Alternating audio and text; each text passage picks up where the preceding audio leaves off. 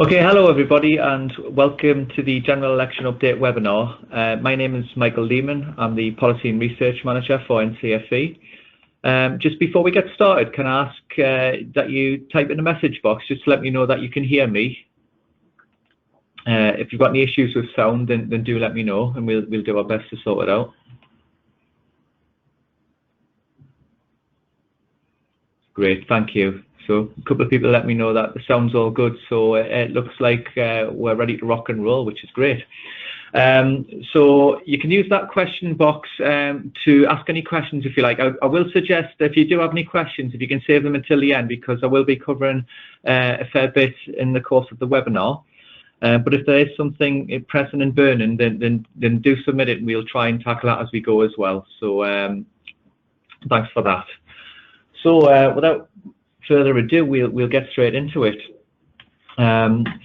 So unless you've been living under a rock for the last week by now, none of this will be too much news to you.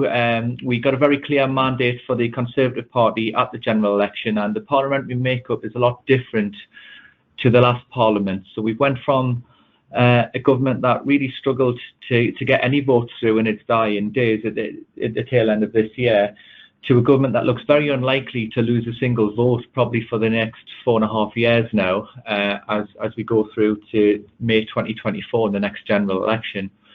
So obviously some big kind of headlines that the main media outlets will be picking up are things like who's going to lead the Labour Party now, who's going to lead the Liberal Democrats.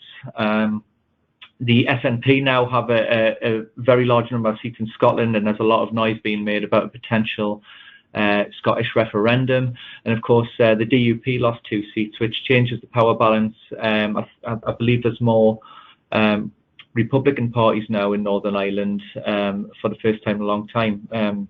So that really changes the makeup of the Parliament a lot. And I think for the Prime Minister and government, obviously, Brexit's probably the #1 issue to deal with for the short term, but there are a number of other looming issues that I think there's going to be storms to weather on that kind of greater scale going forward. So along with this, there's a lot of new MPs in there, a lot of inexperienced MPs taking their seats, learning the ropes. So it's going to be a very interesting parliament, but I think in terms of stability and direction of travel, policy direction, it looks a lot clearer, and it makes people like my job a lot easier to do over the next 4.5 years, hopefully, as we have that clarity. We know that there's not too many doubts on where things are going, because they certainly have the numbers now to make their policies and put them into action. So I just thought I'd give you a flavour of the Conservative priorities. So this was something that was put out on polling day through Boris Johnson's Twitter account, and it's quite typical of the sort of communications that were going out around about the time of the election. And I think the kind of real thing I want to draw attention to here was the real lack of education and skills in the election as a whole, really. And I think it's a far cry from the 1997 election with Tony Blair and the education. It really took a backseat to all these other issues here. And when you look at the major pledges that were being made, I think we can expect most of the attention, both from the media and the government in its first few days, to be really on these other issues that are ongoing here. So that's not to say that there won't be changes in education, it's just that they're certainly not going to be under as much scrutiny or given as much attention as some of the other big issues that are on there. I think there's certainly more media things to deal with in the government's eyes at this stage. So the manifesto itself, let's have a look at the manifesto and what the Conservative Party have said they'll do. And I think the first thing to say is that it's quite broad brush. I think they've left themselves a lot of wiggle room with how they implement the policies, but there are some broad goals in there that are certainly worth unpicking. And what I want to do is start on a real kind of macro situation and what that means for things like the economy as a whole, and then start to focus in and hone on the education and skills bits of the manifesto and what that might mean going forward. So Fiscal rules, I think, are quite important because this gives us an idea of just how much wiggle room the government have got. So these are the rules that the government has sort of set themselves in terms of what they're going to spend in the Parliament. So you can see that public sector investment will be no greater than 3%. And, you know, spending out of day-to-day revenue. Now, of course, we'll get more detail on how this looks in the budget and spending review, which I think is looking like it's probably going to be March at this stage.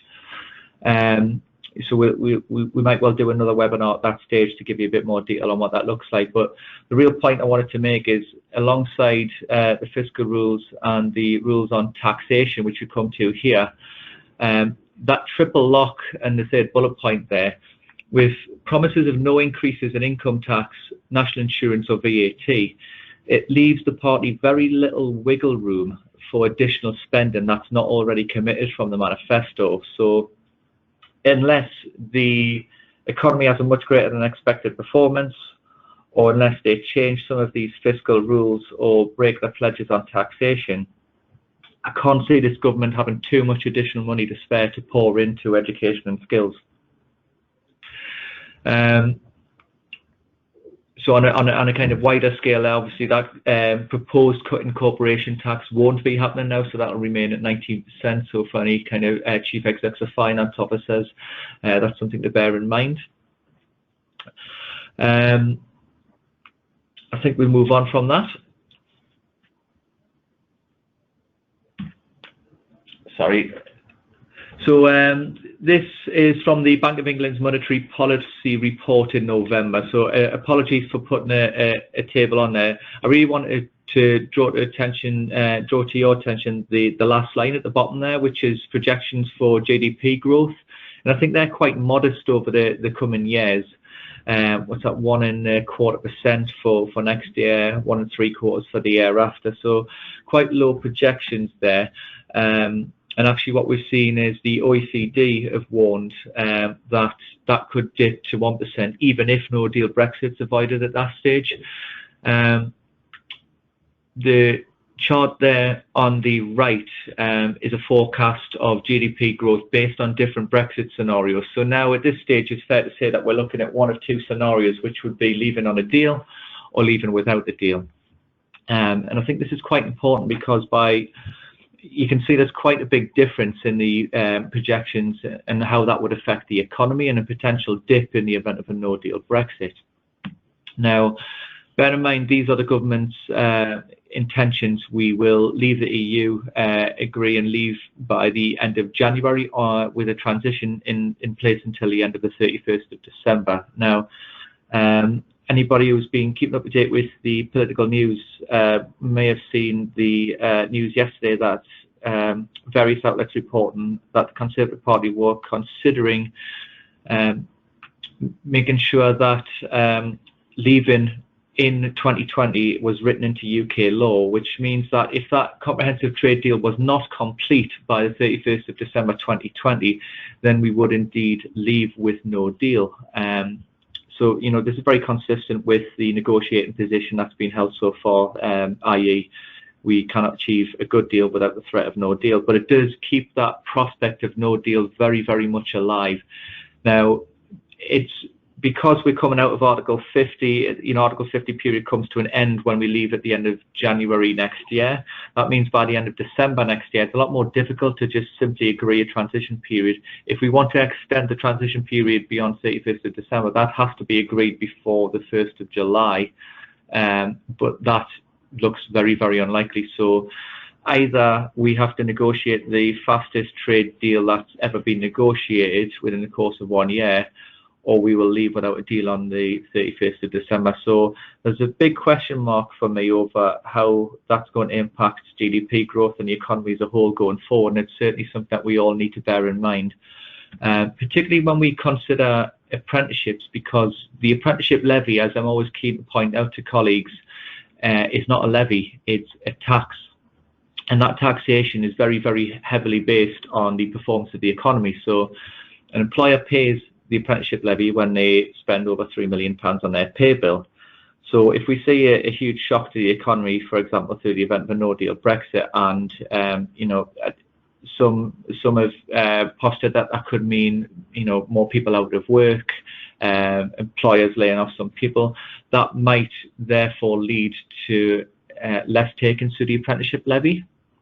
If that was the case, there would be that would put a lot of strain on the apprenticeship budget and cause additional problems for non-levy payers who still need to access the proposed underspends from that budget. So that's something to bear in mind there, that the apprenticeship levy takings are only ever projections, and that's something that I'll touch on a little bit later as well in terms of levy itself. In terms of push and pull factors on that as well, the national minimum wage is going to rise to £10.50 an hour by April in 2024, which I think we can all agree is a very, very good thing. The potential unintended consequences from this would be, because they are reducing the age threshold for that from 25 to 21, we could see the potential impact on that age group. So 21 to 24-year-olds may just become a little bit less employable, and that's to say, some employers might use this age group as a form of cheap labour. If they have to pay them £10.50 an hour, £10.50 an hour, it might put some strain on the sort of employability prospects of that group. At the same time, raising it to £10.50 an hour might mean that more employers are then subject to the apprenticeship levy in the first place. So there's lots of things to consider there. But I do wonder if 21 to 24-year-olds, there might be more scope for those people on apprenticeships, although I do worry about some employers perhaps unscrupulously using that as a form of cheap labour. So that's something that we all need to kind of keep an eye on there, and be aware that we need to be focused on what happens to those people in the workforce at that age group as an unintended consequence of this national minimum wage rise. We then come on to immigration, and of course the proposed changes to immigration mean that we move to a more Australian style point system. Now, with a £30,000 a year threshold on wages for people being able to come into the country, I think it's fair to say there's a lot of people working in this country at the moment that don't earn anywhere near that might be kind of threatened by this policy. There will be some occupations that are not subject to this policy, but I think there's a lot of work to be done to ensure that we retain the right people where those skills are needed, but also there's some real opportunities here for the education skills system to retrain or train UK-based employees to be able to fill some of the skill gaps there. So, we know, for example, let's take the NHS, some of the high profile stuff like nursing's oft talked about, and I think the government will certainly be focused on that, but actually there's a lot of jobs right across the NHS. I think about 20% of the jobs in the NHS are business and admin based. There's things like hospital porters and things like that. A lot of these people come from outside the UK. If these people leave, whether through push or pull factors, there might be huge skills replacement needs there, which of course means opportunities for UK training organisations. So in terms of what the manifesto said about devolution, the party remain committed to devolving power to people and places.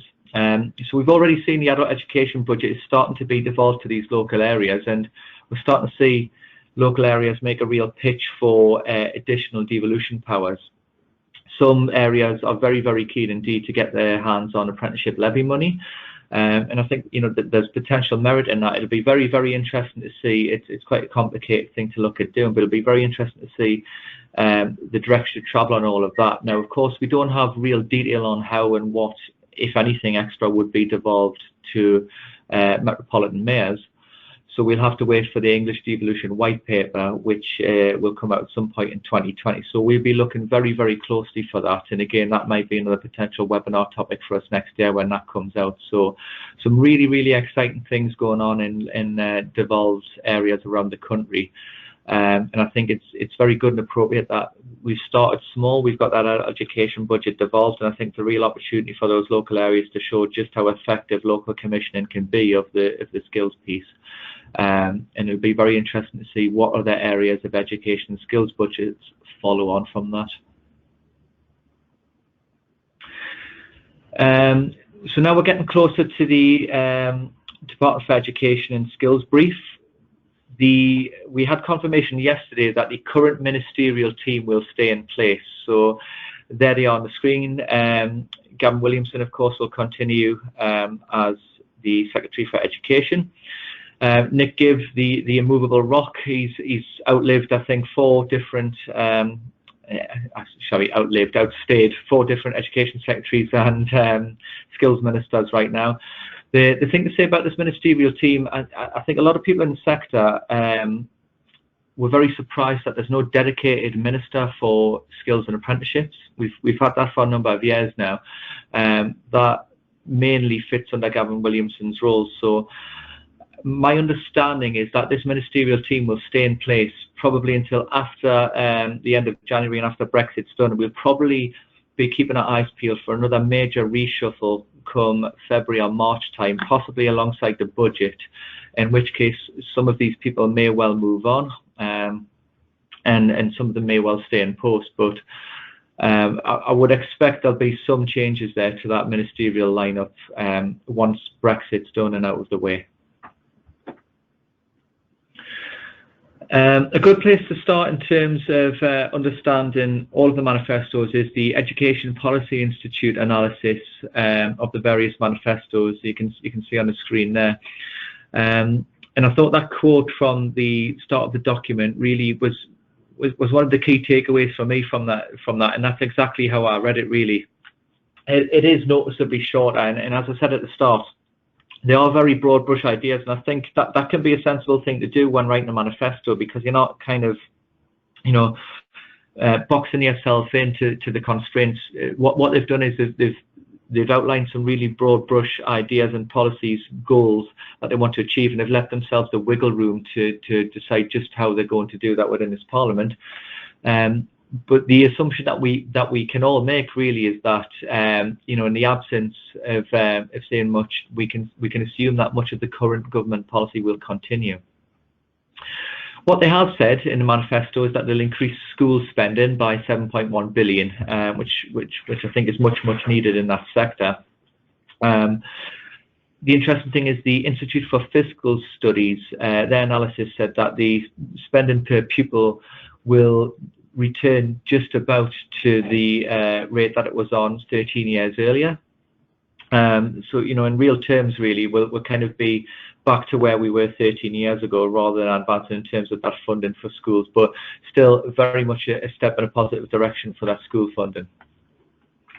In early years, there's going to be a new £1 billion fund, and I think the wording of this is again, it leaves a lot of wiggle room. Create more high quality, affordable childcare before and after school. Now, an argument I'm always keen to put forward is that this is very much the way I think most parties have viewed this is childcare, and I think there's something really to be said about childcare, because it allows particularly women, but working parents to be back into the workforce, contributing to the economy. And help with that side of things. But also, I think the trick that's missed with the language of wording around this is early years education. We should really be looking at high quality early years education, a chance to get that first step on the learning ladder, and making sure that children aren't left behind before they've even started primary school. And that's, I think, the right way to get that high quality, affordable childcare, is to start with the quality and work up. But we are scaling up those childcare places. It's going to be exciting, certainly for NCFE and cash, because we will play a big part in upskilling the workforce that's going to be needed. We are going to need more workers in that early years workforce, and we're certainly here with the solutions to help to train those people up.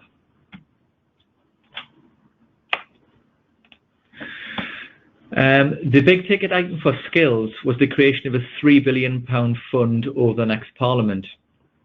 So that's not £3 billion a year. Let's assume it's over 5 years. That would work out at around about £600 a year, and that is, it's quite a lot more money than we've been used to having for a new initiative. Certainly in the last Parliament, so it is an additional spend, which is really positive, and that's for people who've not got on the work ladder, people who want to retrain or return to work from whatever reason. So again, this has kind of been kicked in the long grass a little bit, and there's going to be a consultation on that over the next year or so, I'm guessing. But that's really exciting to me, and it really kind of raises questions for what happens to the National Retraining Scheme. Now, I've put the figures on there, or the figures from the existing National Retraining Scheme, and as you can see, 2021-22, £80 million. Now, is the National Skills Fund, is that an extension of the Retraining Scheme, or is that a complementary scheme alongside it? It's too early to say at this point, but I certainly think that they are very much compatible. The retraining scheme is being scaled up very, very slowly, and I think again that's an interesting and right way to do policy, you know, rather than kind of go all guns blazing, is to find something that works and model that and work over time. But that skills fund really is going to put some oomph behind that, because at the moment the retraining scheme, there's a lot of signposting there, there's a lot of targeting, and that skills fund I think could be very, very exciting. It just really depends what that looks like. So again, when that consultation comes out, we'll certainly let everybody know.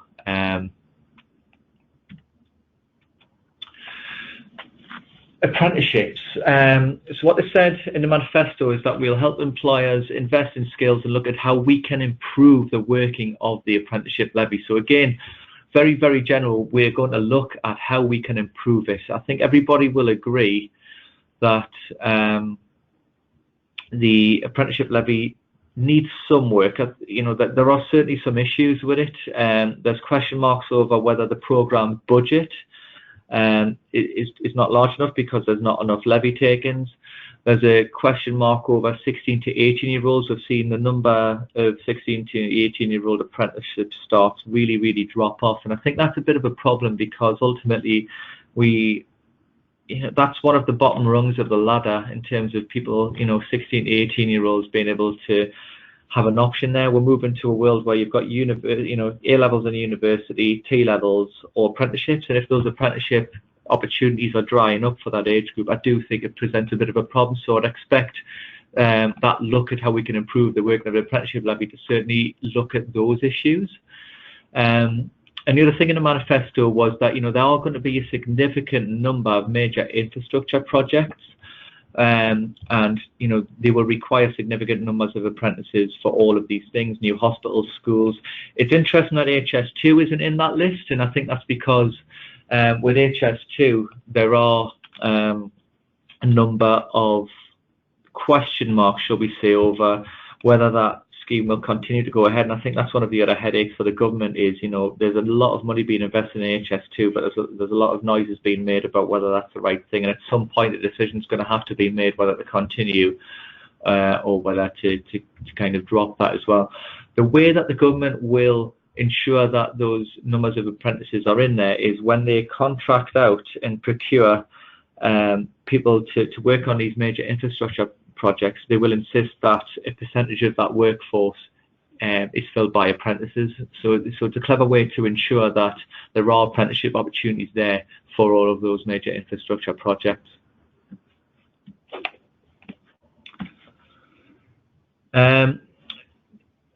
So where the government are willing to borrow for investment is with capital, and they have said they're going to invest £2 billion. Well, it's actually, when you look at the costings paper, £1.8 billion to upgrade the further education college estate. So, good news for colleges in that we've got that money to invest in capital, although I think a lot of people that I've spoken to in the sector feel that it's revenue funding and not capital that would be valued. Alongside that, it's fair to say, I think at this point, institutes of technology haven't really taken off in the way that the government would have liked. However, they are certainly wanting to push that policy forward, and of course, as you can see there, with 20 institutes of technology, in that manifesto, it looks like something that they're going to continue to try to make a success of. So I think if we can get behind that as well, we certainly will. T-levels. So T-levels weren't really mentioned in the manifesto, but we can safely assume that means that this is a very, very long-term policy that the government have had. We are coming towards the third round of procurement now for the T-level routes, and I think we've got to see first teaching on the T-levels from September next year, and we're very excited about certainly delivering one of those routes in the first routes. So from a T-level perspective, we could certainly expect full rollout by the end of the Parliament, potentially a year after if we don't stick to timescales. But again, that clarity of direction's really positive for everybody, I think, because we've got a policy that it's not perfect at this stage, and I think it will need some refinement like any policy. But we've seen a lot of different policies come and go. Those have been in the sector a long time. We'll think of GNVQs, diplomas. We're certainly determined that T-levels will be the one that works. It has to be. We can't keep redesigning the qualification every 5-10 years, and this is something that we've got to make work. And the fact that we've got 5 years now of a government committed to making T-levels work means that we've got that clarity, and we'll certainly throw all of our weight behind making that work. There is a level 3 and below review. As you can see there, the consultation on that closed at the end of last year, and we are waiting for feedback now. Of course, PERDA restrictions were in place for the general election, and a colleague mentioned this morning actually that the PERDA restrictions are technically still in place until Friday in the state opening of Parliament, but we will be waiting for the results of that review. Essentially, that level 3 and below review is the government are looking to withdraw certain qualifications in order to make room for T-levels to breathe, I think is some of the language I've heard, or make the landscape more simple. So the idea is they want to take away some of the qualifications that exist in that 16 to 19 space, so that providers are more likely to deliver T-levels as part of that. And I think this is something that we'll see grow over the next few years. As T-levels take off, we'll start to see more and more qualifications withdrawn as part of that. And for us as a warden organisation, a really, really important part of this is that there will be a moratorium on new qualifications. Now, what that essentially means is that from September next year, we won't be able to submit a qualification to the ESFA for funding at level 3 or below. So that's going to be for 3 years. Essentially, what that means for providers is that the list of qualifications that's out there are pretty much likely to be the qualifications that you have for that time period. However, there are some exceptions in that moratorium, and I think they're very, very sensible ones. So, for example, if one of the local devolved and mayoral regions has a particular skills need, then a warden organisation may well be able to submit a qualification for funding if it fulfills that skills need. Likely it is also as well, another exception might be if there's a new and emerging industry and a qualification doesn't quite exist for that yet, then we would be able to look at something like that as well. So there are exceptions to that rule, but generally speaking, that kind of means a sort of pause on the menu of qualifications that are out there for providers. But I think, again, that's sensible. The idea from the government is that they don't want to be approving new qualifications for funding to then only turn around and withdraw that qualification within the next 2 or 3 years. It's a waste of everybody's time to be doing that. So I think by pausing that and kind of deciding just what they want that landscape to look like, then it's going to be a little bit of an easier job to carry out that review in the interim as well. So that's everything I wanted to cover today, and I know it was a bit of a whistle-stop tour. I hope it was okay for you. If you do have any questions, then please do submit them now. We're going to have a look through. We've got a couple of comments, I think, really on there already. Colleagues very helpfully provided the National Skill Fund projections there. So for 2021 to 22, we're going to have £600 million in the budget. 2022 to 23, that'll be 612 million, and in 23 to 24, that's 624 million there as well. So not modest amounts.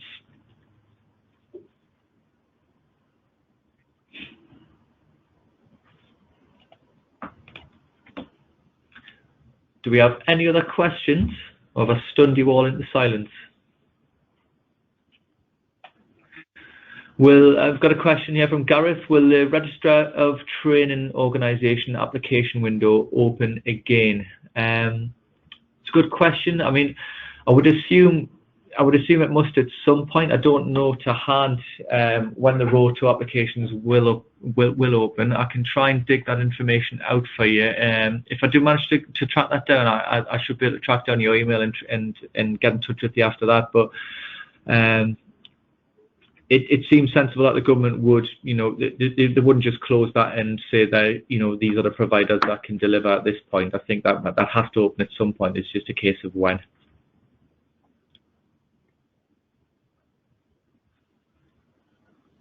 Okay, thank you.